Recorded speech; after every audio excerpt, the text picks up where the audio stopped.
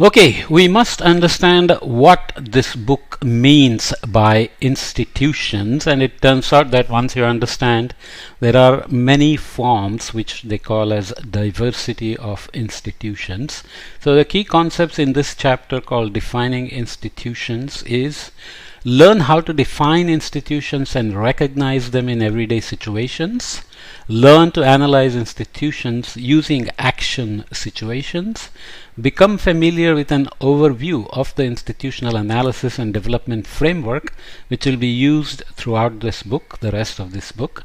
Understand that incentives that impact decision making can be studied using rigorous scientific methods. So even though it's human interactions, you think it's all behavior and not quantitative, but actually once you understand it, you can understand them using even concepts like social dilemma and game theories and so on that we'll come back to.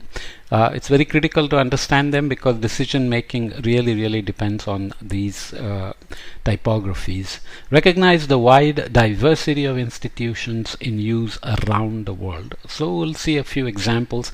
I won't read all of them, but I'll try to give you a sense of what we are talking about. So this is the one example we start with, which is really a nice example: cow jail. In the hills of Nepal, there are some remarkable ways people manage irrigation systems.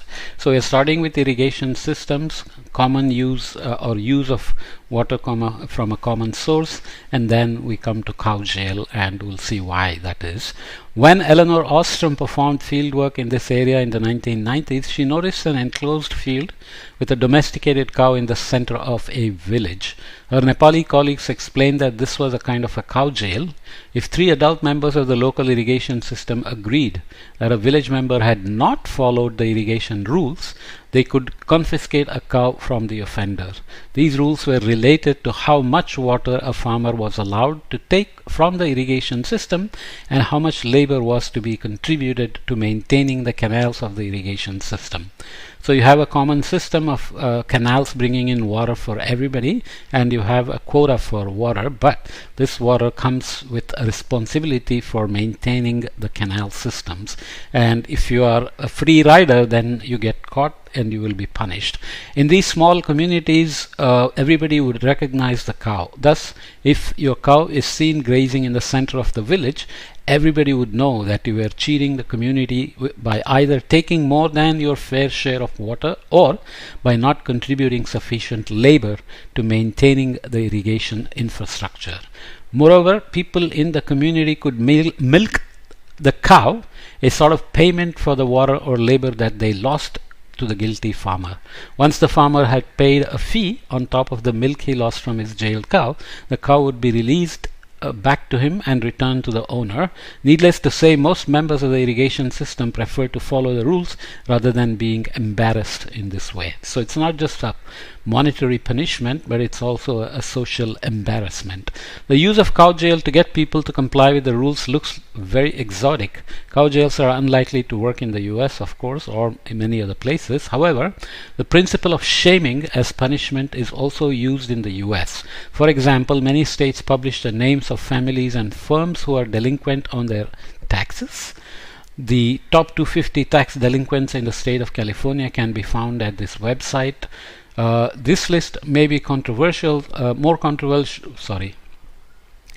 This list of tax delinquents may be less controversial than a cow in the middle of a village, but being on that list will affect your reputation. As a result, such families and companies may correct the situation and pay their taxes in order to get their name off the list, i.e., get their cow out of a jail and gain back their reputation. Of course, the US has this credit score kind of system as well. So if you are caught in this list of tax delinquents, it's very likely to affect your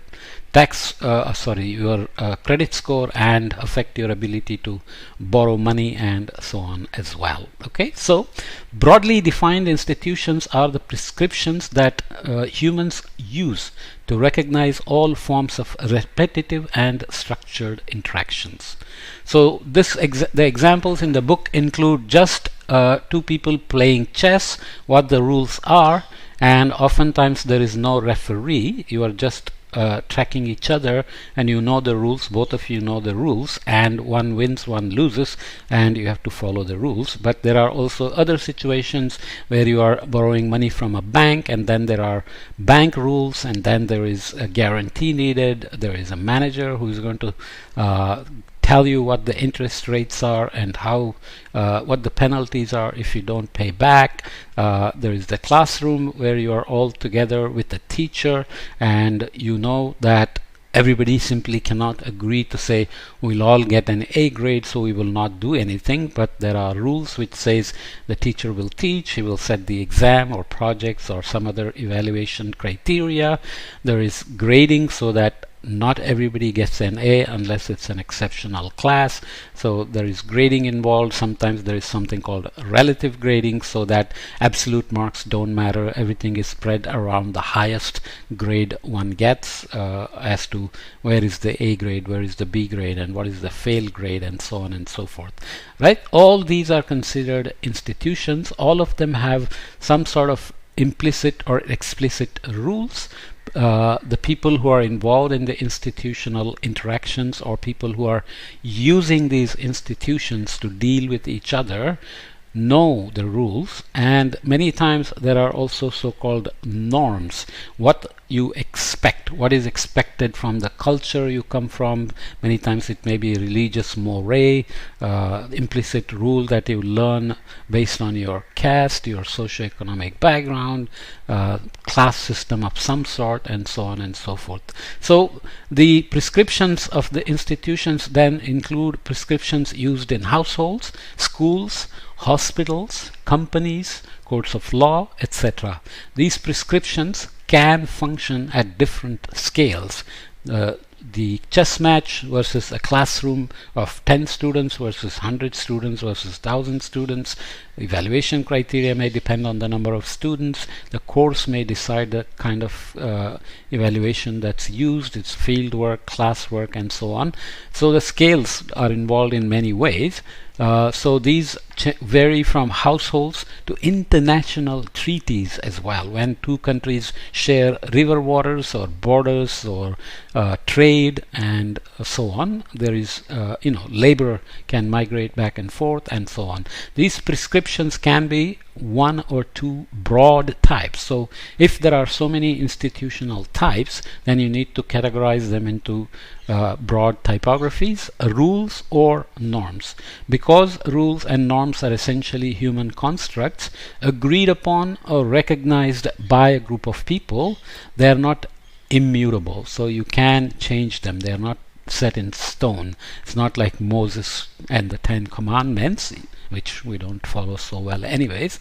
That is, individuals can make choices whether or not to follow the rules or norms. Importantly, their choices and actions have consequences for themselves and for others.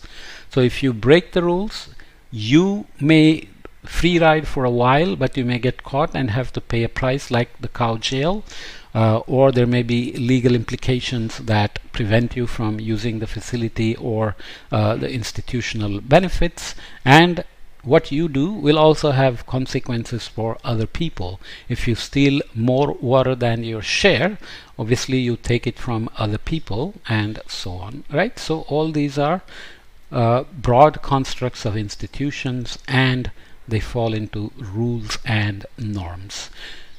This chapter provides a brief overview of the framework we will use in this book to study the institutions. In the following sections, we will discuss these core questions. Why are there so many different types of institutions? How do we analyze institutions? What is the appropriate unit of analysis for studying institutions in general and the commons in particular? So you have banking system, school system, individual dealings, chess matches, or football, cricket, whatever, but you also have commons. How do you deal with the commons in the institutional setting? How do we use one choice of an analytical unit, the action arena, to study institutions? So we will understand what an action arena is when we have two people playing a game or a team playing a two teams playing a game. We have the action arena, which could be the cricket stadium with its spectators, the umpires, the people who sell the tickets, people who sell you goods and drinks and food, the transportation associated with that, and so on.